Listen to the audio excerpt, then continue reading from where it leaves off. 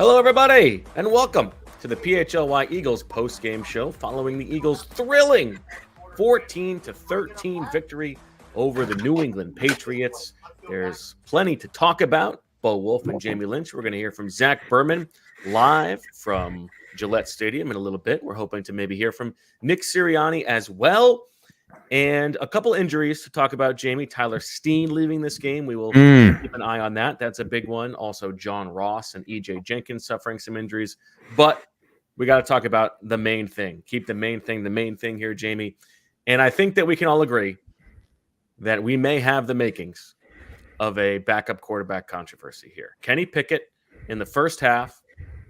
Boy, the numbers, the completion percentage might lie to you. 11 of 13 for 67 yards. He was also sacked 4 times.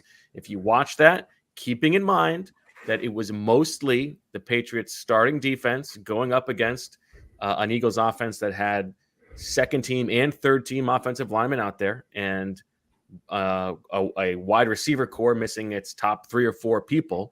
But Kenny Pickett did not look like he was processing quickly. He was running around, was not recognizing the blitz. Was not pushing the ball downfield. Over the course of 2 preseason games, he has completed 3 passes that have gained 10 yards or more, despite getting sacked 6 times. Only one of those passes went more than 10 yards in the air beyond the line of scrimmage. And then in the second half, Tanner McKee comes in working with the same crew, if not lower level players, against admittedly a lower level Patriots defense, but he's slinging it.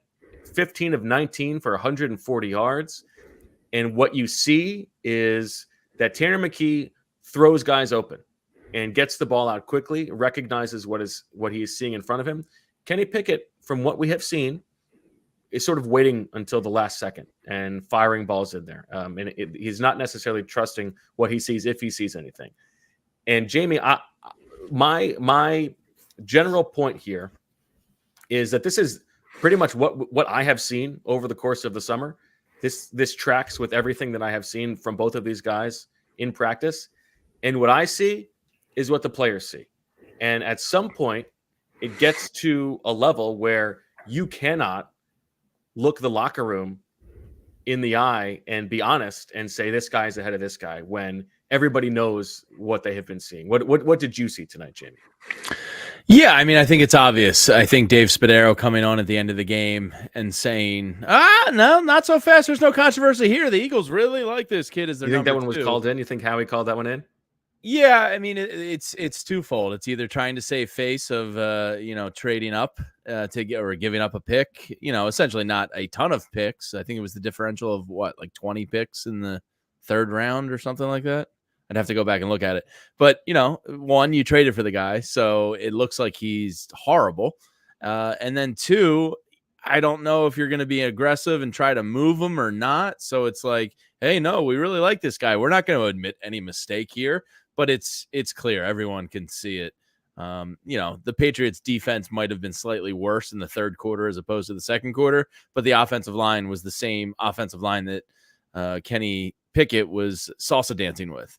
And you just saw that right away. You saw him throw guys open.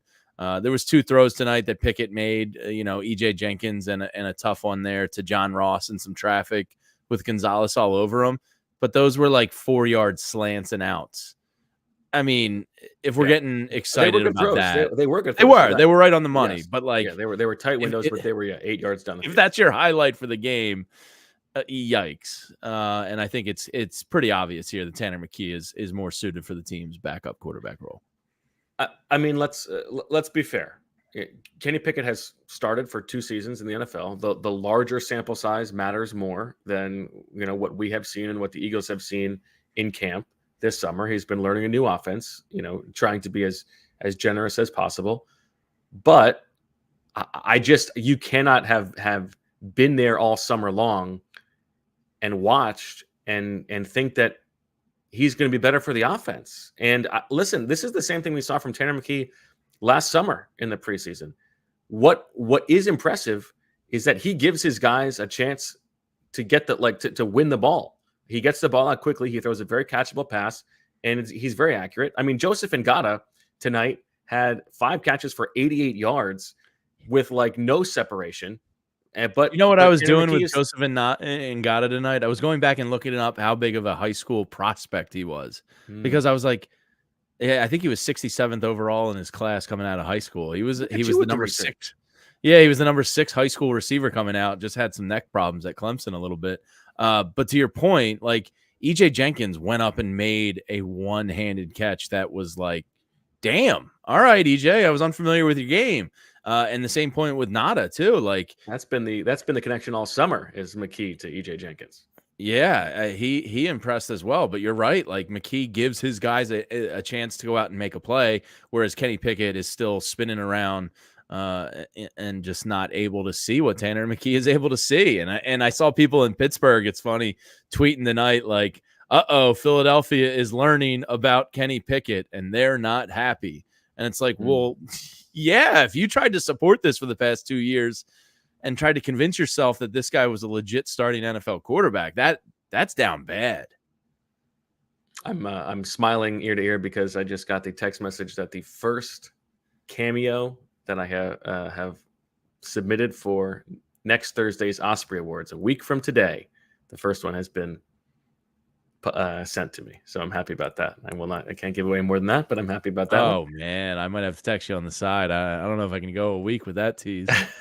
Yeah, I think I'm trying to think about like the most realistic, delicate way that they can handle this, right? Trade them. You could look for a trading target.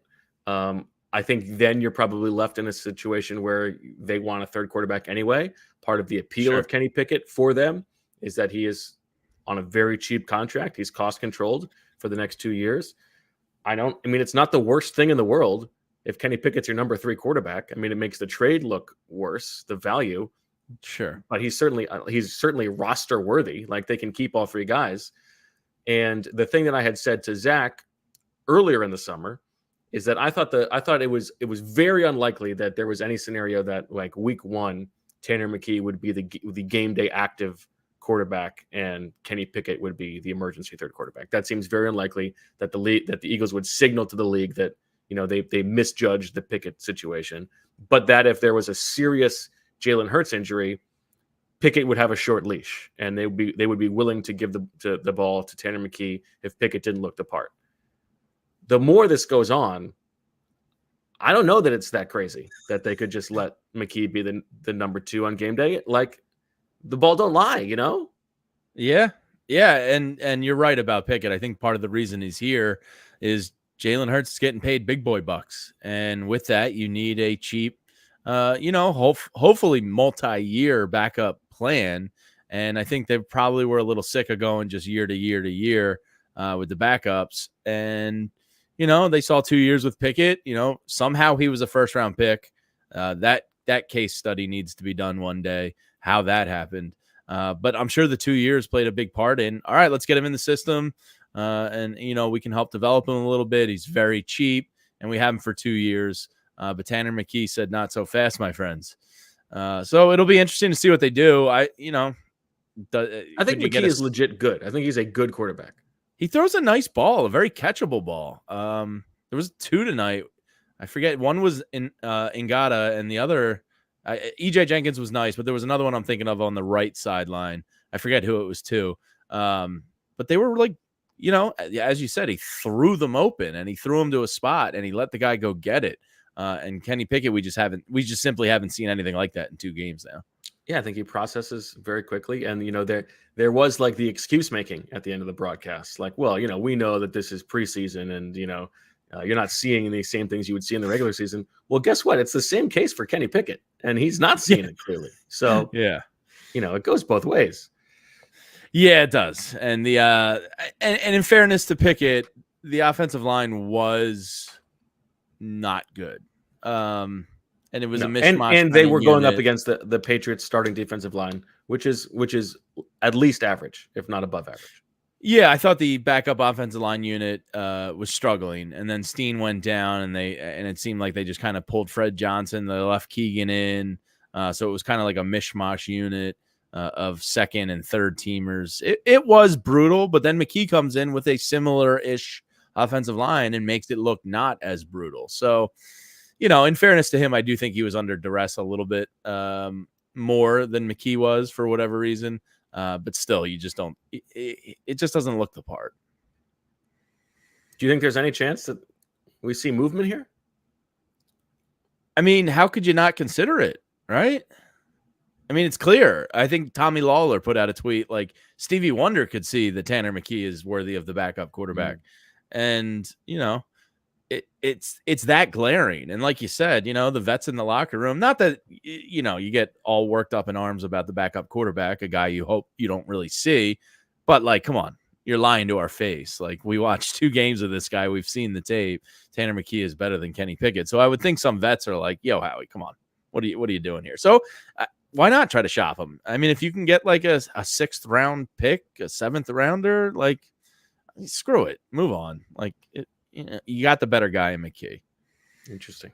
All right, I think that is the story out of this game. But let's too, work our way through some of the specifics, especially on offense. Now, on offense, none of the starters played. So Mekhi Becton did not dress in this game, while Tyler Steen did. I think it's fair to say that competition is all but over. Week 1, it will be Mekhi Becton starting at right guard, barring injury. Now, the offensive line was to start Fred Johnson at left tackle, Trevor Keegan at left guard, Brett Toth at center, Tyler Steen at right guard, and Darian Kennard at right tackle. Steen goes down with an injury. And as we talked about in the pregame show, Jamie, I think Steen has played pretty well when he's been healthy, but he was clearly laboring last week with the injury and throughout practice this week. And then he goes out there today and suffers an injury. I mean, I don't know. I don't know if this is like this was a risk of re-injury situation, but you do have to wonder about that a little bit. We have no word on the severity of the injury, but he was carted off. It has been a tough summer for Steen. I think to some part, like a little bit beyond his control. Yeah, my first thought was that it was the same ankle that had been bothering him, and he was just kind of like it was too much for him. It was a good sign that he got up and walked off the field and then was carded. When you see the card on the field, you immediately kind of know it's season ending. So the fact he was able to get up, I guess that's somewhat encouraging. But yeah, it is, the more and more I think about it, it is strange to just, I guess Stoutland and Nick love what they're seeing from Becton in practice every day, because to just kind of crown this guy, and I know the injury to Steen kind of prevented him from giving it his best, but to just crown this guy without many reps in the preseason does seem strange, because Lane Johnson, a stalwart right of him, but to the left of him, and he can lean on Cam Jurgens for guard advice as much as he wants, but it's not like Jason Kelsey's there anymore. So, your center to right side of the line is 2/3 new. So to just give this guy the job, I mean, hopefully speaks to he's been that impressive, but it does also. I don't agree. I don't think that he has been that impressive. I so think you're there every day. I'm not seeing it. Yeah, I think they're a little bit enamored with the idea of having this massive guy who is very powerful at the point of attack and can be very body moving in the running game as their right guard. Did you see Jimmy Kempski with the very good research tonight that if Becton is the opening day starter, which presumably he is, they are going to be the second heaviest offensive line unit in NFL history. To your point about being enamored with the size, only the Cincinnati Bengals, I believe it was. I got to find Jimmy's tweet here. I think it's the Bengals' current offensive line. Oh, is it the current? Okay, I thought he originally said, but yes, their average height and weight with Becton starting is 6'6", 337 pounds. The Bengals are heavier by 2 pounds, so they would be the second heaviest line in the league. Difference, yeah. Yeah, Jurgens, come on, man. Get a couple cheesesteaks, get some scrapple in there. 2 pounds is nothing. So I guess, but it does seem weird that they're not giving them more reps and more time together. Yeah, I think there is you can imagine that Stoutland in his mind is chasing a little bit of, the Brandon Brooks offensive line, and how if you have those 4 massive guys and especially 2 huge guards, how that allows your undersized center, whose strength is like what he can do in the open field, the bigger the guys around him are, the more like the easier it is for that guy to get out, right? There's just geometrically there's more space covered by the big guys so that he can get out and go downfield. So the theory of it, I understand. We'll have to see. I want to caution that Mekhi Becton is not this is not a first round pick stepping in at guard, and you should expect that level of play. I think it's going to take some time. Yeah, this is not a turnkey situation, which again makes it stranger that he didn't play a little bit more. But run wise, if he's able to become this unit that moves guys around at will, Saquon Barkley all of a sudden running behind Lane Johnson and that mammoth man on the right side could turn into a lot of fun for him, because Becton is strong and powerful. If he can get guys moving, I mean, Lane and his capability, and if you're pulling Juergens, on the run side, you would think Becton's okay. I'm sure it's pass where they're more concerned. But Saquon, just get behind those two big old hogs and have at it. Okay, elsewhere on offense, and we'll get to the defense because they did play several starters on defense, and I think it's worth unpacking, Jamie. But elsewhere on offense, I don't know that there's much else to talk about. Now, after Steen went down, it was interesting. Nick Gates went in at right guard. He's been playing mostly left guard. Matt Hennessy apparently unavailable tonight, according to Ross Tucker on the broadcast. You also saw Brett Toth at one point moving from center to right tackle as they continue to tout his versatility. Dylan McMahon going in at center. I think McMahon has the team made and will be on this roster. He showed some of that athleticism and open field ability in this game.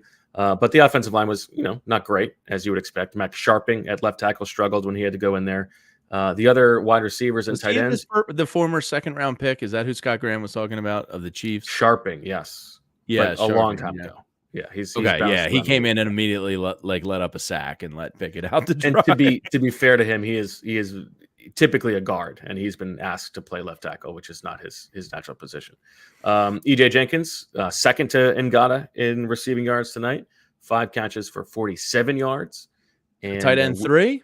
I mean, I think he's got a shot now. He went down with an injury as well, and was able to jog off, but it didn't look like a necessarily a good one. So we'll have to keep an eye on there. Eagles very injured at tight end right now. Calcaterra down, Okwuegbunam down, and now EJ Jenkins potentially down. And even with all of that, CJ Uzomah was behind EJ Jenkins in the pecking order tonight. So that is worth keeping an eye on. I do think that EJ Jenkins has a chance, if he is not hurt, to make the roster as the third tight end. Yeah, I mean, that jump catch alone I was like, oh, damn. Okay. All right, EJ. That was nice to see. But he made 2 or 3 nice receptions tonight before getting hurt. So I would think he's got a real shot there at tight end 3. Now, I want to speak Julia. Want to talk about Shipley before we move on? Well, I'm wondering if we have Sirianni's presser. It seems like I'm getting the firing up notifications that he might be. We're gonna try something new tonight. We're gonna try something new tonight and bring you. How do you expect this to go? Courtesy of the Eagles Twitter. This is history we're making on. Yeah, this is groundbreaking show, Jamie. I'm sure that Julia is efforting. What did you make of Shipley? Four catches for 31 yards and 5 carries for 15 yards. A little bit less dynamic tonight, but that's okay. Yeah, I think he missed it's Pickett at the podium right now, so we will wait. We don't need to carry the Pickett podium just yet. Poor Pickett. Getting mics in your face after that. Yeah, Shipley, he missed that. He slipped on like the reception on like a 3rd and 1 where he didn't really have the veteran true fall forward. He kind of fell sideways. I was a little bummed by that. He slipped on another run. But the play I wrote down in my notes was that nice catch and run he made on 2nd and 22. He picked up 19 and totally made that, an obtainable 3rd down. It was a nice, patient catch and run by him. He kind of waited for some blocking to set up. And I think that's nice run. Yeah. Yeah. I think that's the thing that's been most impressive with him to me is his patience and ability to see the field a little bit and allow the blockers. He knows he's not running over anyone. I think you saw him kind of dip out on a couple tackle situations on the loose ball on the punt tonight. So I think he's a heady player in that he's going to wait for the big hogs to get in front of him. But really nice play. He looks quick and patient out there. And he's actually getting interviewed by Mike Quick and John Clark right now. I still can't believe he's kind of an NFL running back looking at him, but the kid looked like he belongs. Yeah, we'll see in the regular season, but I think he looks good. Well, I mean, with Saquon Barkley, how much is the running back two actually going to see a field? Yes, exactly. I mean, you paid Saquon to come be a 3-down back, and he's going to be a 3-down back. I think that's right. A question in the chat about EJ Jenkins as a blocker. That is not his calling card. That he was a former wide receiver at Georgia Tech. However, I do think that he has shown effort there as a blocker, and I think you saw that a little bit tonight. Actually, I believe on that Shipley screen, Jenkins is getting a guy out of the way and doing a pretty good job. Yeah. I think Ross Tucker got a little horny for the blocking on that Shipley play, so he got a little ramped up on that one. Yeah. And listen, I hear the people. Tyrion Davis-Price looked a little bit juicy tonight. 4 carries for 28 yards. Looked like he had a little bit more juice than Lou Nichols tonight. Lou who had 4 for 10 and like robbed by the crooked National What was that? Football League on that overturn. What was that? Would have been his second straight game with a 4th and 1 conversion. Insane overturn. And listen, do I wonder, should I have listened when EJ Smith forced me to make Lou Nichols my Bo Wulf Camp crush? I'm not going to throw him under the bus. I could have gone with EJ Jenkins, my other finalist. I could have gone with Thomas Booker, one of the other, the other finalists of the final 3. But I still believe in Lou. He's not going to be the kickoff returner. I think we know that for sure. But as a big back, I think he offers some a little bit of more wiggle than he showed tonight. But I do think that we're probably looking at 3 running backs on the active roster, more likely than not. Yeah. Do you think he gets practice squatted, Bo? I mean, we got you on the couch here. I think they'll probably carry at least one of them on the practice squad. But the arc of the Bo Wulf Camp Crush, like their returns, is very long.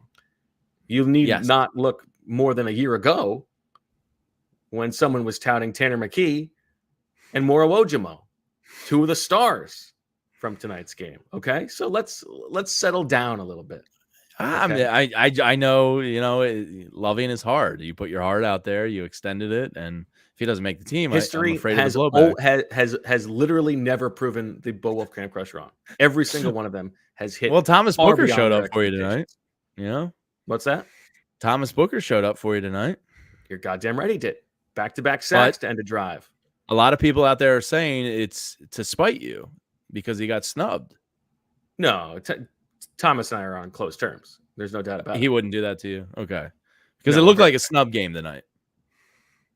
He was extra motivated. No. If anything, he was doing it to prove me right. Okay. All right. He's got your back. That's nice. All right. Before we get to Nick Sirianni, Jamie, let's talk about our friends at Indeed. Because if you're a team out there looking for a really experienced backup quarterback, a guy who started games in the league, you might want to put out a job offer, and who knows, maybe somebody like Kenny Pickett will be matched to you, because at Indeed, they are driven by the search for better. But when it comes to hiring, the best way to search for a candidate isn't to search at all. Don't search, match, and do it with Indeed. Because if you need to hire, you need Indeed. Indeed is your matching and hiring platform with over 350 million global monthly visitors, according to Indeed data, and a matching engine that helps you find quality candidates fast. Leveraging over 140 million qualifications and preferences every day, Indeed's matching engine is constantly learning from your preferences, so the more you use Indeed, the better it gets. Join more than 3.5 million businesses worldwide that use Indeed to hire great talent fast. And the other thing about Indeed is that it's working for you. It's taking the busy work out of your hands. Oftentimes, hiring is like a job in itself, and you get behind in the stuff that you actually need to take care of. Well, Indeed is going to help you hire and perform at your actual job at a higher level. And listeners of this show will get a $75 sponsored job credit to get your jobs more visibility at Indeed.com/AllCity. Just go to Indeed.com/AllCity right now and support our show by saying you heard about Indeed on this podcast. Indeed.com/AllCity. Terms and conditions apply. Need to hire? You need Indeed. You do indeed. And you know what else you need, Bo? There was a point in my life when I realized I just didn't bounce back the same anymore from a night out. Whether it be a wedding, a golf outing, a boys' weekend, getting together with friends and family at a barbecue, whatever Softball it may be. Yes.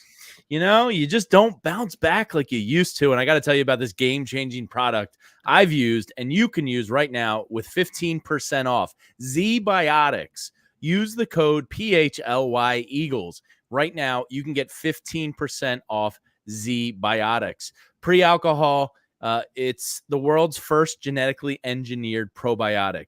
It was invented by people much smarter than me, PhD scientists, to tackle those rough mornings after a night of drinking. Here's how it works. When you drink, alcohol gets converted into a toxic byproduct in your gut.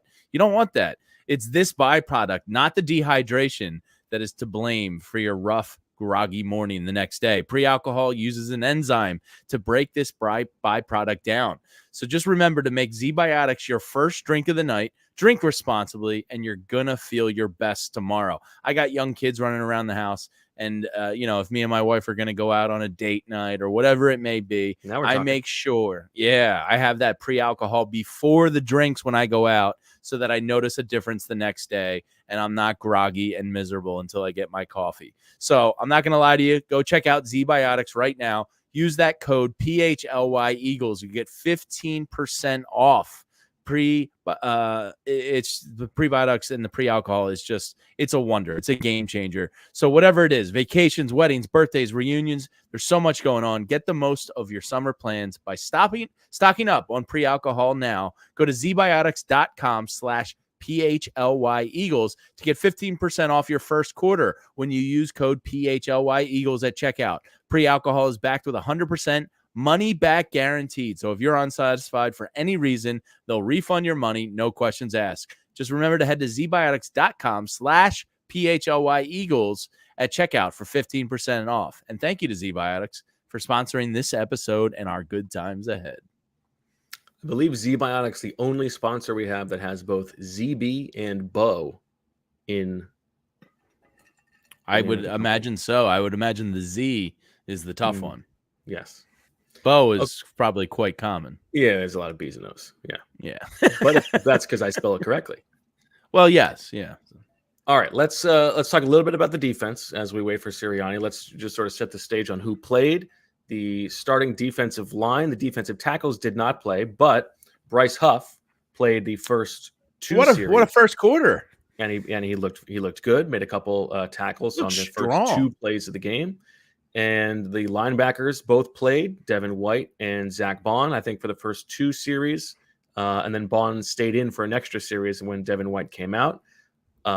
Isaiah Rodgers and Quinion Mitchell and Keely Ringo all played. Isaiah Rodgers played the least of those guys, played, I think, just two series. Mitchell came out a little bit shortly after that, played both the nickel and outside. Ringo played most of the, I think even into the second half, which was a little bit of a surprise, and got ran by Javon Baker on a nice throw from Drake May that Baker was not able to haul in. And on another play, Ringo looked like he got beat deep too, although that one he was able to force the guy out.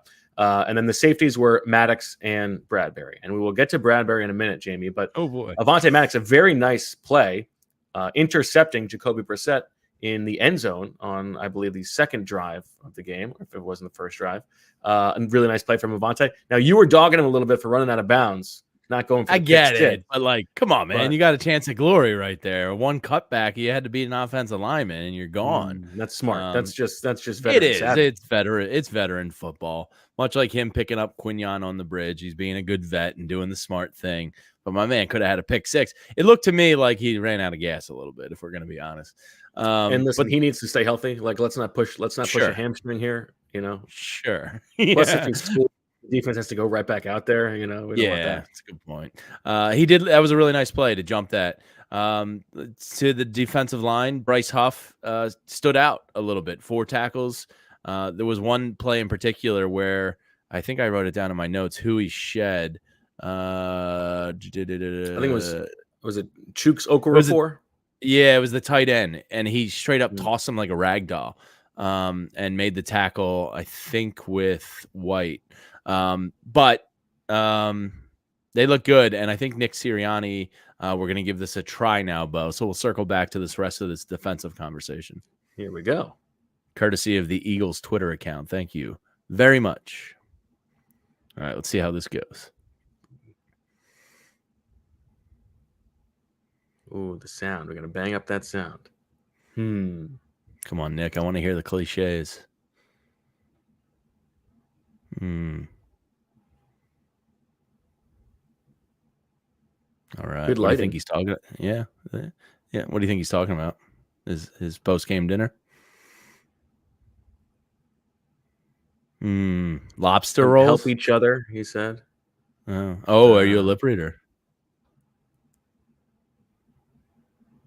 Something in the first half. The beard kind of hides his upper lip, so you don't really get that definition. Do we think we got a shot here, Julia, or should we abandon ship? What do we think? Stone Cold ET in the chat. Yes, we're aware there's no audio. We hear what you hear. We're working on this. We're trying things. We'll try to run that back in a second. I do think that tonight was a pretty bad sign for James Bradbury's chances of making. Yeah. I think that Bradbury, I'm not rooting for yet one thing or another. I think James Bradbury is is a great guy to talk to. By everything I can tell, he's a good guy. I think it's a great story, and I appreciate that a guy who is getting paid what he's getting paid, who has been as high a level player as he has been on the outside, is doing whatever he can to try to make this roster and trying a new position. But it was a tough watch tonight. I mean, he's cooked. He missed a tackle in the open field. Austin Hooper ran right by him on a pass that was overthrown by Jacoby Brissett. He gets run over on a run in the middle of the field, and it just doesn't look like this is going to happen. And then meanwhile, I think Tristan McCollum looked pretty good and has continued to look pretty good. He flies around out there and makes plays on the ball. I think I'm not happy to say this, but I think the Bradbury experiment is probably over, and I wouldn't even be surprised if they move on this week. I agree with you. He's cooked. I mean, when he whiffed on that one, and look, now granted, 2 Eagles whiffed on that play. Are we giving this a whirl again? What do we got, Nick? Talk dirty to me. Yeah. It was working in there. It was working before the show. We had it going. Something has changed. So That's okay. Gene D'Angelo in the chat says that Zach Berman just asked Sirianni if there was a quarterback competition for quarterback 2. But I agree with you. Bradbury, it's a sunk cost. You're eating the money either way. Do you value the veteran leadership that much, or do you want to give Tristan McCollum a legit chance at being, safety 3? Or 4, depending on how you consider Maddox. I guess 4 probably. Probably smart to give McCollum the shot. He's one of the guys that made the notepad in the second half. He kind of popped. He made a nice physical breakup where he high pointed a ball and kind of broke up a play that was potentially close to a first down. And then he made another really nice hit. He came in and squared up. It was the running back for the Pats, I believe. McCollum came downhill and threw his body into a bigger guy and stopped him. So there was 2 or 3 plays tonight from McCollum where I went, I'm not letting that guy go. So I'm with you. I think Bradbury's probably done here. Thanks for the 2 years, weird 2 years. And hopefully you catch on somewhere else if they do let you go. Yeah, this is a good effort from Julia. Fantastic. The Eagles, they nice to see him. Yeah, the beard looks good. Looks nice and trimmed and kept. Yeah, not bad. Good hoodie. A little bit less salt, a little bit more pepper than mine, but that's okay. Somebody in the chat said they ordered the hoodie tonight that he was rocking. It is a nice hoodie. I will give him that. But yeah, defensively, there was some guys that showed up tonight, and Tristan McCollum and Booker are at the top of the list. Yeah. Thomas Booker really jumped off the screen. Well, how about the linebackers, Jamie? Now, Zach Burman, are you seeing it? He started the game well, made a nice play on that that run tackle. I think I was keened in on Devin White more than I was him. So again, I may have missed it, but we'll see. Nakobe Dean, I thought flashed at times played well tonight, just based off the TV copy. You can't tell everything obviously, but I thought he played well tonight. And listen, what you see with both Nakobe Dean and Nolan Smith is like those guys hustle. You know that you're going to get that. Like those guys will fly around just by force of wanting to do everything that they can. Like the play that Nakobe Dean made where he's blitzing and it is stopped while the ball comes out, and then two guys miss a tackle, Bradbury among them, and then Nakobe Dean makes the tackle, 8 yards down the field or whatever after coming from the backfield. That's a really nice display of like what you expect from Nakobe Dean. And then the Nolan Smith sack, where he's going up against Vidarian Lowe, who is, I believe, supposed to be the left tackle for the Patriots, even though it was the third quarter. And then he gets chipped, and then is like that chip unblocks him from Vidarian Lowe when he loops inside and sacks the quarterback. Like he's going to play hard. It was the same thing we saw last week. I don't know if like that stuff is going to work as a pass rusher against good teams and good offensive linemen. But it gives you a floor, right? Like that when he's out there, he's going to be trying hard. And if it's for the fourth pass rusher, maybe that's enough. But it was, I don't think we should overreact to back-to-back sacks in the third quarter of preseason games for Nolan Smith and think all of a sudden like the light has turned on here. But at least you see those things showing up. Like those guys are going to play hard. Yeah, I don't think there's any doubt about that with Nolan. He seems like a dude that loves football. The one sack, even like the running back chip, almost helped him out and kind of threw him in the right lane to get the sack. But you see the speed, you see the athleticism, you see him and Hunt dropping back sometimes. I think it's a really interesting combination to have Hunt and Smith with their hands out of the dirt, combined with Dean and Trotter there. That was something that was pretty interesting to have those kind of four athletes, because Jeremiah Trotter Jr. is, I guess, a sneakier athlete than I gathered watching him at Clemson. Like instincts, but he's a little bit better of an athlete than I expected. And Nakobe Dean made a couple nice plays tonight where there was a chase down. So that package, we'll see linebacker wise if they ever, if White and Bond allow somebody to steal a job there. But I think you feel good about the linebacker depth in particular. Nolan Smith and Hunt are going to be kind of like those hybrid jackknife, hands out of the dirt guys, it appears mostly. So you have a lot of athleticism there in the middle of the field. Hopefully they can, take advantage of that and utilize it in the proper ways. And I think the good part about having Fangio here is you feel as though you're in good hands with that type of stuff. A lot of reports in the chat that ZB is dominating. ZB's grilling press conference. Yeah, he's grilling about the QB2. So I mean, it is the story of the night, right? When he comes up, he's gonna have his chest way puffed out. Oh yeah, no doubt about that. Spadero shot it down. I do agree with you though. I agree that I think you can probably feel better about the top four linebackers than you did a season ago, but that's not saying much at all. Yeah, I mean, Nakobe Dean went from being the top linebacker to now 3 or 4, and I thought Trot Jr. was not quite as flashy tonight as he was a week ago. Yeah, he didn't pop missed tonight a couple like tackles he did last week. Yeah. But I think that's okay.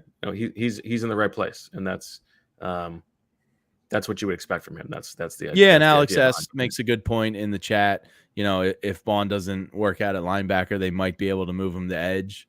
It's at least for some depth. It's certainly possible. So we'll see.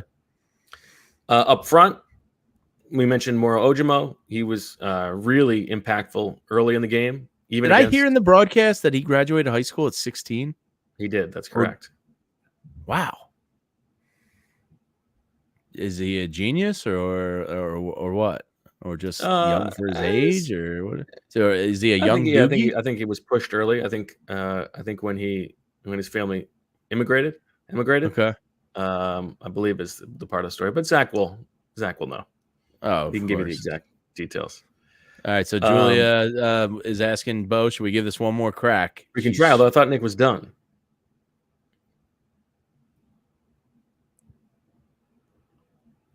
Yeah, gave it a shot. You know what? It's the preseason for us too.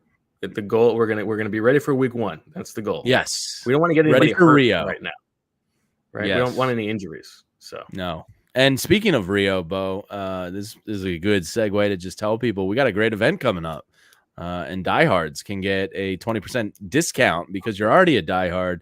But for the Rio game, we'll be at the Tradesman in Center City, Philadelphia. $35 gets you was that place named after Howie Roseman? Well, he is the most active in training camp of all the GMs in the league, right? You wonder if there's going to be some activity this week. But the Tradesman, yeah, $35. If you're a diehard, you get 20% off of that. Get you 3 drinks, unlimited food buffet. So hopefully some of you sickos and diehards can come out there and join us for the pregame watch party on opening night. So, yeah. What do you think on the activity meter for Howie? Do you think we're going to distract you for a second? No, but right. I'm excited about that event. You're going to be. Yes, the event's going to be great. But do you think Howie's got to move up his sleeve before week 1? Absolutely. I think wide receiver is a place to keep an eye on for sure. I think offensive line is a possibility. Okay. Tight end is a possibility, and I think that's probably about it. All right. Yeah, so the tradesman Howie Roseman, we'll see. I'm curious what he's got up his sleeve. Trade Kenny Pickett now. And one way to make sure that nobody knows what you have up your sleeves. If if it's like a poker game, for instance, what do you do to hide your intentions? Poker face. Put those shades on. Might as well be Shady Rays. Now I have been rocking my Shady Rays, Jamie. I've told the story. I don't know if you have been here when I went on my trip to Brazil this summer. Left my shades at a restaurant. No big deal. They were like $10, $15 shades. I liked them, but no big deal.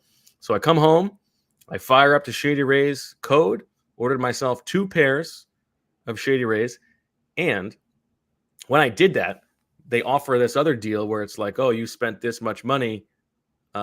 Would you like to pay a very small amount for a mystery pair?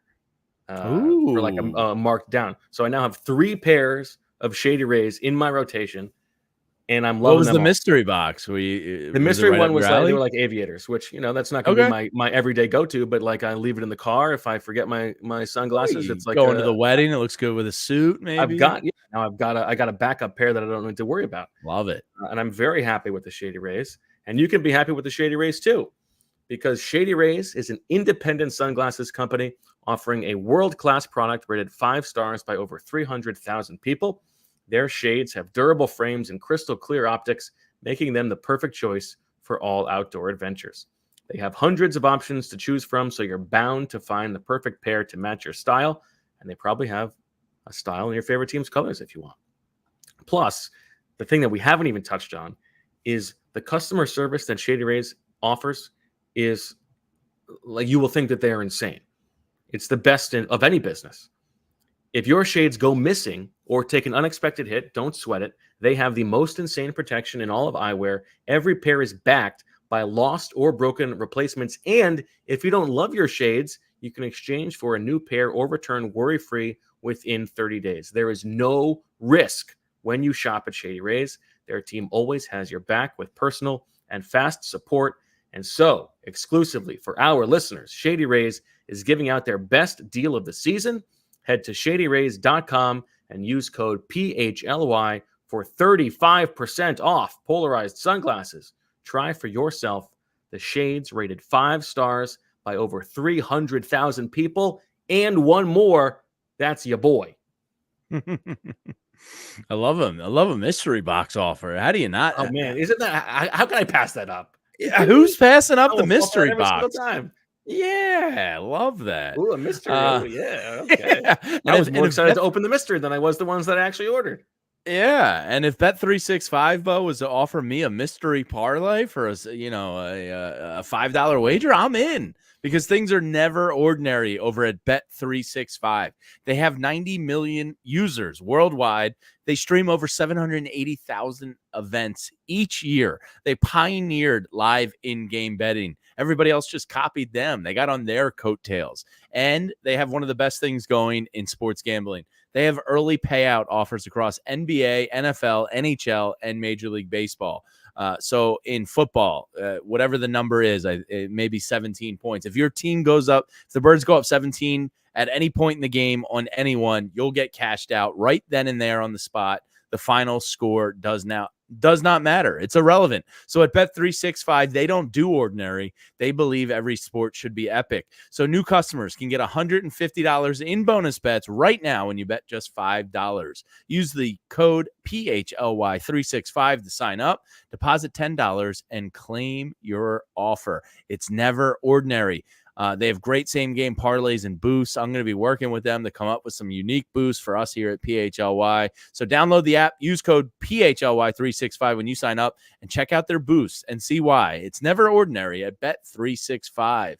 Must be 21 or older and physically located in Pennsylvania. If you or someone you know has a gambling problem and wants help, call or text 1-800-GAMBLER. Now, Bo, I took my $150 bonus bets, and I spread them out on some NFL future bets. One of them is our own Jalen Hurts. Touchdowns on the year, 21.5. I took that over easy. Passing or passing, include yes. rushing? Okay. I like that, yeah. I think right? That's a good one. If he can't get 22, what are we doing here? The other ones I took, Bo Nix over 14.5, Anthony Richardson over 17.5. I took Joe Burrow plus 900 for MVP, and a couple others I'm blanking on. I don't dislike any of those except for I'm appalled that we were compelled to bet on Bo Nix.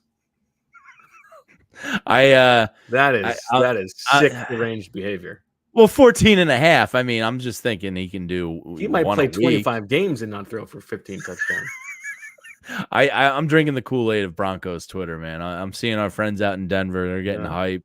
They're getting irrational. I saw the preseason game. They must give me 15 touchdowns. Wow. Oh, Nick. Yeah. Anthony Richardson's the one I like the most of those, by the way. That's a fun one. Yeah. All right. I think we might have Mr. Berman himself coming on. He said he texted me coming on now. So let's. Okay. Wow. I don't know if he meant in the Julio way, but I expect to hear from Zach shortly. And about I want to hear all about this domination of this press conference. Is this true? ZB once almost took a job in Denver? Somebody in the chat? No, this is the when we took this job, when we were at our old job, I had been needling Zach because he had been watching so much of the DNVR programming. And so I kept teasing the fact that, Zach is thinking about a job in Denver. He's been watching a lot of, nobody knows more about what's going on with the Broncos than he does. And that's where it comes from. Gotcha. Yeah. It's difficult to keep up with you two, doing a different show every day. So some of these inside jokes, I'm out on the outside looking in. He texted me. He said he's coming on now. I did watch you guys the other day and found out about Robert Kraft being so cheap that there's no soap at Gillette. What's up with that? Now there was hand sanitizer outside the bathroom, but that's not the same thing. No, I prefer the wash over the hand sanitizer. I mean, how about both? Yeah, I'll double down. What are we doing? Yeah, come on, Robert. Outrageous, Robert. Flying out of there in your helicopter. Give me a break.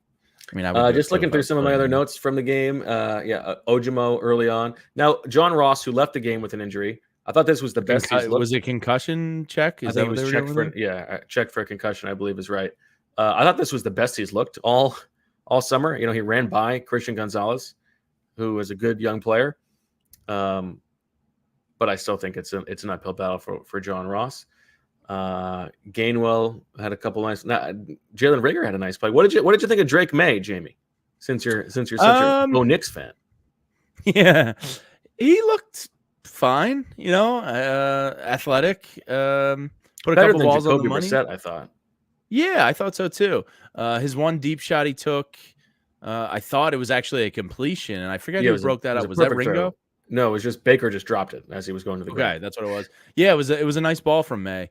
I just thought of this, and I don't want to not say it. The Eagles were jamming wide receivers at the line. Is that legal? Don't get Zach. I did notice that tonight. Keely Ringo. Don't make Zach relitigate Jonathan Gannon on this podcast. I am a staunch Jonathan Gannon hater. I am the biggest hater east of the Mississippi. So let's open those floodgates up. But I did notice that tonight because on that one play, Ringo jammed, got beat. May made the throw. Ringo kind of caught up as he dropped it.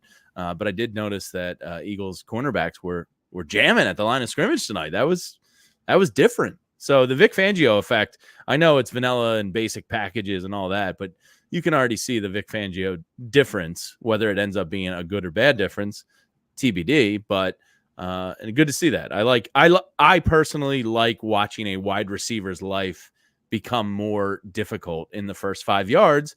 The problem is you need cornerbacks that are then athletically gifted enough to catch up and stay with it. And I think we actually have that now in a secondary. Well, if you want to continue this relitigation, the defense calls to the stand Mr. Zack Burman himself. Look at that backdrop. The backdrop is banging. Wow. The guy comes from dominating the Sirianni presser, from what we can hear, to dominating the backdrop. The man is hitting on all cylinders. We thought you'd be puffing out your chest, Zach. Let's see a little chest hair. It's good to see you guys. I'm excited to talk about the preseason game too. I don't know why there's discussion about a defensive coordinator from 2 years ago on the show, but there's a lot to talk about with the defensive coordinator tonight, in addition to the head coach tonight, in addition to the quarterbacks tonight. So eager. Well, Zach, it came up just because I noticed that the Eagles cornerbacks, Keely Ringo in particular, is quite physical off the line of scrimmage, and it's a little bit of the Fangio, I guess, system that we're seeing, that he's allowing these guys to get physical and bump wide receivers off the line. I, for one, liked it. So that's why it came up. Gotcha. It wasn't complete nonsense. All right. Enough. Let's get to the matter at hand, Zach. The thing that we all saw tonight, Tanner McKee looking like an NFL quarterback. Kenny Pickett, less so. I know that this was part of what you were asking Nick Sirianni about. What can you tell us? Yeah, did you guys get a chance to hear Nick? We did not. Oh, okay. So I asked Nick point blank. I said, "Is Tanner outplaying Kenny, or I don't know, is he or did he?" But that was the framing of the question. Okay, good question. And he said no. He said they're both playing well. He's happy to have them both on the team. He said that he read the numbers for both of them. He said in Pickett's case, there were some problems with the pressure in the running game that was kind of out of his hands. Some stuff that they need to work on there, but he's happy with the way they both played. I said, is this a competition for this job? And he said, my man, he said, Kenny's our number 2. Tanner's our number 3. So he made that clear. I asked a few other questions. You believe him? Do I believe him? Yeah. I mean, I stand by what I've said. I think week 1, Kenny Pickett's going to be the number 2 quarterback and Tanner McKee's going to be the designated 3rd quarterback. I think if Jalen Hurts were to go down for 6 weeks, they have a conversation to be had there. I think this is I think they're starting to be a little protesting too much, including on the broadcast at the end. Yeah, of the Dave Spadaro. I think, listen, you have seen it. This is not different than what we've seen all summer. Sure. McKee has looked better, looked more decisive, throwing more accurate and catchable balls. We have also seen increased over the course of the summer, Tanner McKee taking reps with the second team at the expense of Kenny Pickett. Now, tonight was interesting because there was that little series where Will Grier came in. Did Nick explain what that was I asked Nick about that as well. Yes. What did he say? So he said that was their plan all along. And the reason being because you can't control game situations. And they wanted to get Grier time. and they didn't want to throw Greer into the game in like, a hurry up or like a 4-minute situation. So they decided that they're going to have Tanner come out of the half, start the half, but then they're going to get Greer time in like a controlled setting and then put McKee back in. Interesting. Okay. Now I'm curious to see what they do next week. But I don't know. Like, I don't think they're not going to change up the order next week. I don't think. But I think there is, I think there's if anybody in the league comes calling for Kenny Pickett, I think that they're willing to listen. Okay. And I just, as I said to Jamie, Zach, at the start of the show, the players know, right? Like they see the same thing that we have seen, if not more. They will understand it to an even higher degree. Like if you think that AJ Brown and Devontae Smith are out of practice, watching plays and watching film and meetings and thinking we'd rather have the worst quarterback, you can't lie to the guys for too long. Yeah, I mean, I'm just telling you what Nick said, right? And you did a great job pushing him. I'm glad you were there. Yeah, but look, we all see this tonight, and to me, it's the way the offense was moving, right? Because you can say protection, you can say running game, and it is true. Kenny Pickett was playing against the Patriots starters, right? Yes. So there are variables that you have to consider. But you also go based on the results. And you also have, as you're referring to, a 3-week sample size now. You have 2 games. And Kenny's not run away with this, right? And if you didn't know which one was drafted in the first round and you traded a third round, you didn't trade a third round pick for it. You traded a third for a fourth. But you trade draft capital for, then you wouldn't know that based on watching practice, right? So I get all that. I understand sunk cost fallacy if Professor Selman's watching, but I also think that they operate with a wider lens sometimes. One thing that I know people in that building have said in the past, and I remember this well. If you and I and Jamie were having a conversation on August 15th, 2017, you'd be concerned about Nick Foles. And a player gets acclimated, there's a greater track record that they look at. Now, of course, Kenny Pickett doesn't come with Nick Foles' track record, but they acquired Kenny because they like the player that he has starting experience and that Tanner's a bit of an unknown here. Right. But Tanner McKee is Nick Foles 2.0. Well, I mean, Nick Foles, Tanner McKee is going to win 2 Super Bowls. Nick Foles won the Super Bowl MVP. Let's not go overboard here. So what else? There was a lot of. This was actually a juicy game from some team nuggets that I thought. Yeah. So Zach, Bo and I were just talking about it. You brought it up, sunk cost fallacy. Somebody in the chat said that's my second favorite fallacy. But James Bradbury kind of falls in that category. You're more or less paying the guy regardless. Sure. My naked eye, he looked cooked out there tonight. Some whiff tackles, some misplays. Is he on the opening day roster at this point, do you think? Jamie. Thank you. Yeah, so, spoke to James briefly. I wanted to run over to Bryce Huff, so I was in for James, ran over to Bryce. What? This is funny. You're running, the mental picture of you running. Well, and it's a very tight lock. To take the audience behind I've been in those locker rooms, yeah. Okay. These locker rooms are small as it is, but they're not built for 90 players, right? So it's congested enough in the regular season when there's 53 guys. Now it's not 2x, but 1.75x or whatever it may be. It's a lot more players in there.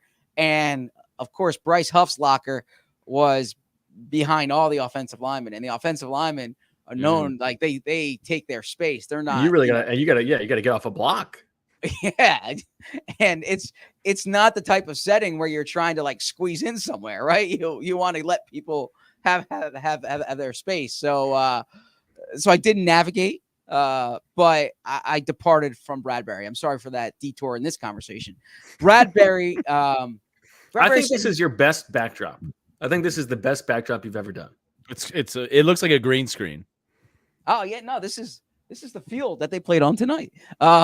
Yeah. So You're on fire. Bradbury said he needs game, he needs game work. There's nothing that like simulates game work here. He's adjusting his position. And I thought he's acclimated decently this summer. I wrote that today. I thought tonight was a step back. It's also the second game that he's played at safety. And playing a game is different. We talked about this for defensive players in particular. I disagreed with coaches on this in the past. Fitting a tackle is not the same as tackling, right? And so that's why being out there is important. And yeah, I thought it was a step back. To answer your question, Jamie. So yeah, like is there a learning curve there for him? Well, look, there's a numbers thing at play here too, right? Sidney Brown's gonna be back at some point. If he's back, and Tristan McCollum, Zach, is showing up. Sure. James Bradbury, that contract, unless they trade him, they pay him the same amount whether he's on the team or whether he's not on the team. So it's a decision Howie Roseman has to make there. They put him at safety for a reason. They didn't put him at safety just to kind of run the clock out on 4 weeks here or 6 weeks here, right? They want to see what's there because they need safety depth. That said, tonight was a step back. Nick's really playing up these next 5 days or these 5 days of practice. He hasn't said this. I imagine they'll be in the link one of these days to try to simulate like a game setting. I think we're going to learn more about the team over these next 5 days. They really they want these days to be competitive. So we'll see what happens. But yeah, going into your tone is not great for his chances. Well, going into the summer, I said no. Going into tonight, I said yes. After tonight, I'll probably say no again. And that's the beauty about the preseason. You go back and forth. You said you thought that there were a bunch of nuggets. Give us some nuggies. Yeah. Well, so pregame, Mekhi Becton not in uniform, Tyler Steen in uniform. That's notable. Nick Sirianni said it doesn't do them any good to name a starter right now, right? That they have a whole week of practice to go here. There's a lot more there, that they need to look at. I think as Bo has said, and you watch what they do and not what they say here. Proper attribution. I appreciate that. Yeah. And watching what they do, Mekhi Becton's been in there now, going back to when Steen was hurt the first week, right? So this has been 3 weeks, 2+ weeks of Mekhi Becton taking all the work. Tyler Steen came back. He's been second team. For Becton not to play tonight shows me, and should show the audience, this is not a competition anymore. If it was a competition, one of them would be competing. Mekhi Becton's not out there competing. So I understand. I respect Nick, like why he has to answer that or why he feels he has to answer it that way. They showed us with their actions tonight. Mekhi Becton's going to be the starting right guard. Tyler Steen, any update on his injury there, Zach? Yeah, Nick didn't meet with the medical people. I did see Tyler leave the locker room. I tried to ask him. It was outside, so we have to wait a certain period before we can go inside. A lot of guys have left. Tyler being one of them. I shouted out, Tyler, how's the ankle? I did not get a response. That's okay. Maybe he didn't hear me. But no walking boot or crutches or anything. He was walking fine. He was walking fine.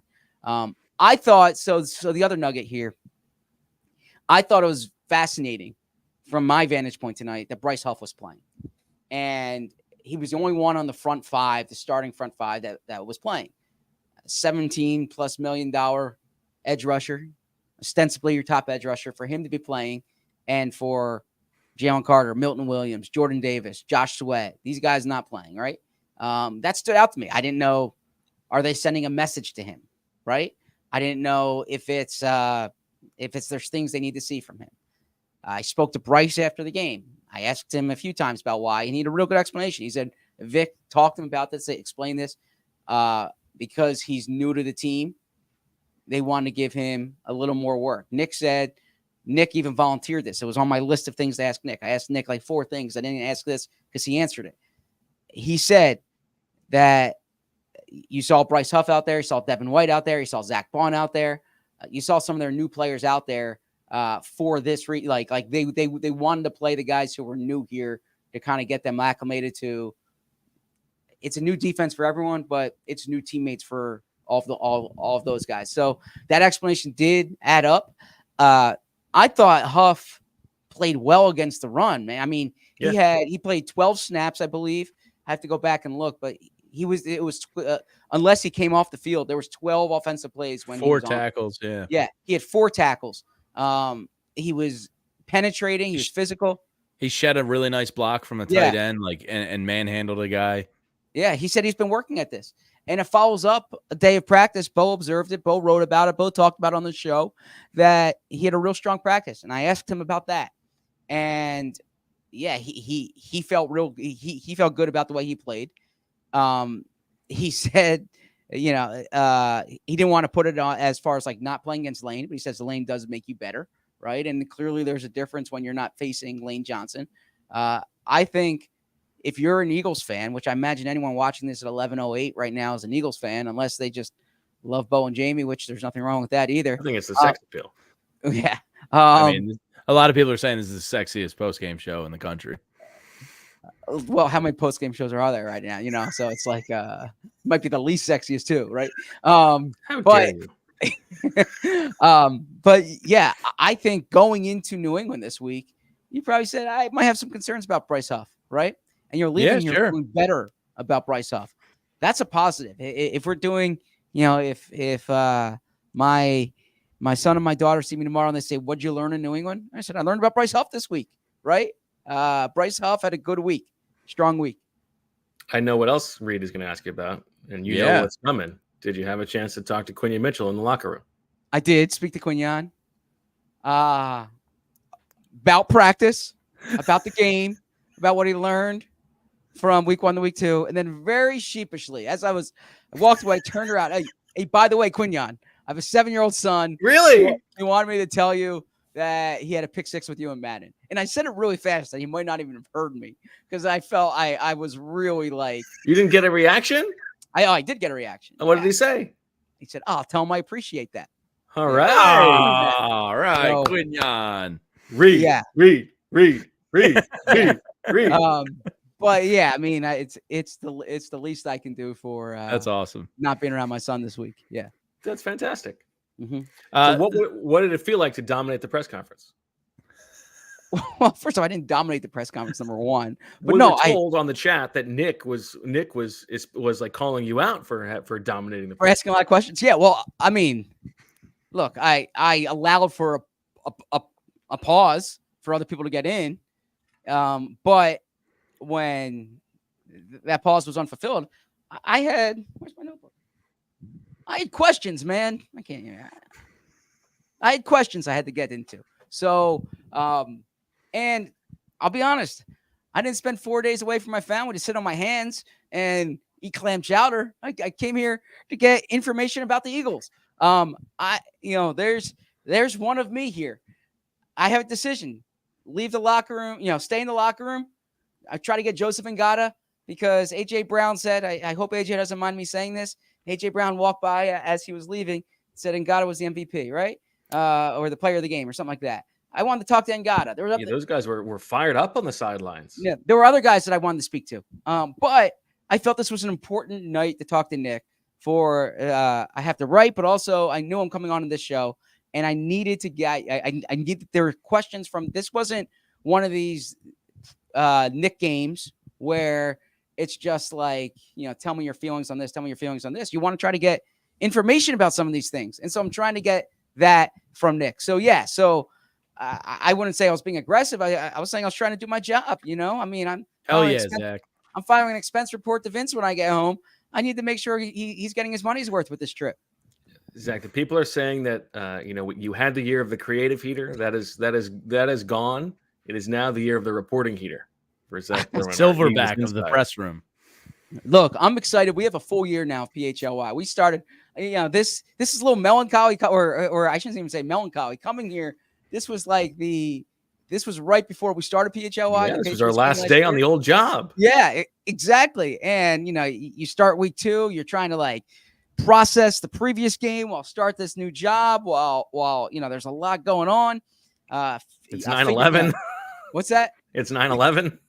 You're trying to get your, you don't even have a key to the new building. You haven't met everyone yet, and you're doing a show the next day, right?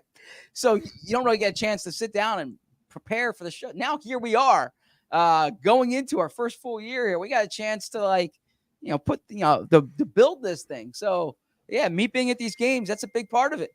And I'm getting ready for Brazil, man. So Zach, you brought up a name I wanted to ask you about. EJ Jenkins and Ngata kind of shined tonight. Yeah. Chances opening day. What do you think? Is Jenkins have a legit shot at tight end 3 here? And what do you think about Ngata? I think EJ Jenkins has been the third best tight end on the roster this year. Does he have a chance? So it really depends what they're looking for there. It depends if EJ Jenkins is a guy they want to try to keep on practice squad and elevate. If CJ Uzomah, they value the blocking, the size, the experience. Maybe they don't want to guarantee Uzomah's contract. Maybe they just go with 2 tight ends on the initial 53 and then see what's out there on the wire and then determine it. I think EJ Jenkins has helped himself. And I think next week will also be a big EJ Jenkins game. But there's 2 tight ends who I know will be on the roster. Okay. Grant Calcaterra and Dallas Goedert. I should say Dallas Goedert and Grant Calcaterra. That third, that's wide open right now. As far as Joseph Ngata, I don't think Joseph Ngata makes the 53. I can see him being on practice squad again. I thought that, I thought he did some nice things tonight. I don't think he's like shined throughout camp. But the Eagles do to this point. So I saw in the press box before the game, I saw Johnny Wilson walk through with the team security official. I said, that's kind of weird. This was like 2 hours before the game when the team just got here. Was he trying to get a hot dog or something? Yeah, I don't know. What's going on? And then I'm watching pregame warmups and I don't see Johnny Wilson out there. And so I do some digging and then I find out that he was in the concussion protocol. And then I guess Ross Tucker said it on the broadcast. The team announced it thereafter. So so Johnny Wilson, now he's going to miss some time. We don't know how long that's going to last. Paris Campbell comes back this week. Bo and I did the exercise of 10 receivers they could trade for or like 10 potential trades. And we'll see what happens. But to answer your question, I don't think Joseph Ngata makes the 53, but I think he'll be on the 16-man practice squad. Couple little small ones for you, Zach. What did you make of Keely Ringo playing deeper into this game than not only Isaiah Rodgers, but also Quinion Mitchell? Yeah, it surprised me a bit. I think if I go based on the first guy up this past 2 weeks, I would say Isaiah Rodgers is ahead of Keely Ringo. I think Isaiah Rodgers needs work, right? He didn't play all year last year. But yeah, that did surprise me some. Maybe they wanted to give Ringo a little more work. It's a good point. Quinion, I think they have a good sense of what Quinion is right now. And I'd be skeptical that Quinion plays next week. I think I probably agree with that. It seemed to us from the TV copy that Nakobe Dean had a pretty good night. Is that what you saw from the press box? Yeah, that is. And I didn't think Trotter had as good of a game as he had the first time. There were a few, there's a play when he penetrated and then, there was a cleanup tackle, but I thought it was Trotter that made the play. I thought Dean was probably the better of the linebackers tonight. And actually thought, Bo watched the defense more than I did, but when I was glancing over, I'm talking about the practice on Tuesday. I thought Dean played decently, played well on Tuesday too, from what I saw. So I'm not counting Dean out of this competition yet for the starting linebacker job. I think if you just go based on what you see in terms of reps, you're going with Bond, but I'm not counting Dean out yet. Any other big takeaways from what you saw just from your own vantage point? Yeah, I thought the defense was active. I mean, the Patriots aren't particularly good. We know that. There still seems to be some protection things. It was interesting. Nick was asked about a player who's really taking a step up year 1 to year 2, or not year 1 to year 2, from last year to this year. And he singled out Fred Johnson. He's real happy with the way Fred Johnson looks. Yeah, so that's a good little nugget. You take anything out of Nolan Smith tonight, Zach? I know we got the kind of. I thought that sack was. That personal foul that wasn't the smartest play, but I thought his sack was really nice. I thought he closed well on his sack. And the sack last week, Vic Fangio even said it. It was like there was no one on him. He kind of went through. I thought tonight was a sack that he earned. I thought he did a good job there. And Avonte Maddox, by the way, I thought Avante's interception was an impressive one. Really nice. Very nice play. Yeah. Yeah, and I think as Jamie and I said, stood a little bit in contrast to what you saw from Bradbury tonight. Sure. But Sure. we'll keep an eye on all of that as the days go on. Zach, give us the for the people who don't know, give us the schedule that's coming up for the Eagles. This 5 days that you just teased. Yeah, the Eagles are on their way back tonight. They'll land probably by the time I leave the stadium tonight, and they're off tomorrow. Bo and I are not off tomorrow. We have a show at 2:00. You can watch the PHLY Eagles show, and then on Saturday, Sunday, the Eagles are back at practice. Oh, I'm sorry, Saturday, Sunday, Monday, the Eagles are back at practice. Tuesday, they are off. Wednesday, Thursday, practicing.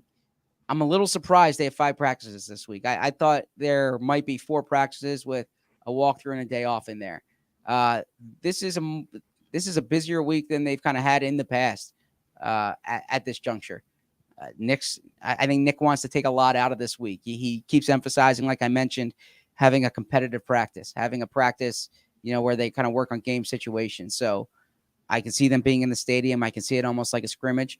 But to answer the question succinctly, they're back at work on Saturday, and we'll be there having all the updates. And what will you be writing tonight for allphly.com? Kind of what we talked about. Some of the I think what people want to know: explanations on the quarterback, explanations on the guard situation, explanations on Bryce Huff. I'm not getting as much into kind of like the down the road. I think tonight's a night where there's kind of like top of the there's bigger picture questions that if you didn't watch Nick's press conference, or you didn't if you weren't in the locker room, which obviously most people weren't, some questions I can answer from that. So that's going to be it's going to hit on the big topics, like 5 takeaways from tonight. All right. Well, Zack Burman, you have dominated again. We thank you for all of your expertise and your information, your ears to the grindstone, all that good stuff. Good luck tonight. We will talk to you tomorrow on the PHLY Eagles show at 2:00. Look forward to it. Thanks, guys. Safe travels, Zach. What a performance. It's the silverback of the press room. Man, it's regular season for him. He doesn't need any preseason. He's hitting on all cylinders. Yeah, man. Just, he gave everyone an opportunity to jump in. They didn't jump in and get off the tracks. That's Z right. Berms is coming through. All right, Jamie. Let's wrap this bad boy up. Do you think that we will remember tonight as the night that Tanner McKee became the Eagles' backup quarterback? Yes. I don't know. You gotta shop him, right? Not that he's gonna get you much, but like just make your life easier and get him out of here. I think I would think it's more likely that they keep him and wait around and maybe see if somebody. I'm needs sure. Wait for some injuries. That's going. Yeah. But I don't think that that's impossible. Yeah, but I think we know. I think the players know. I think in their heart of hearts, the coaches and how we know, Tanner McKee is deserving of the QB2 spot. I agree. And I guess that'll do it for the PHLY Eagles post-game show. Another win for the just smoking hot Philadelphia Eagles, undefeated in the preseason with a 14-13 victory on the road against the New England Patriots. We will be back tomorrow at 2:00 with the PHLY Eagles show, Zach and myself. You've got the Anthony Gargano show in the morning at 9:00. Got a Phil show. No, I am actually off Friday and Monday. The missus is going back to the school year on Tuesday. All right. So we're cramming in a little last weekend of summer with the girls and doing a Phillies game. The girls are going to Folk Fest on Saturday with Julia. Sunday we're going to a little Lakewood Blue Claws Philly minor league game and a night at the Shore. Monday at the Shore with the family. And then I will be back on Tuesday. But yes, Phillies tomorrow at 11 and again on 11 on Monday. So check them out because the Phillies are back. Fantastic. Good. Yeah. I know. I can't believe summer's here. We're 22 days away from NFL starting. Oof. It's good stuff. Good time of the year. Good time of the year indeed. All right. That'll do it for the post-game show. Thanks everybody for watching and listening. Make sure that you hit the like button, subscribe, all that good stuff, evangelize, spread the word. And we will talk to you tomorrow at 2:00. Thank you, Julia. We will talk to you tomorrow. And as always, we love you. We all silly like the mayor.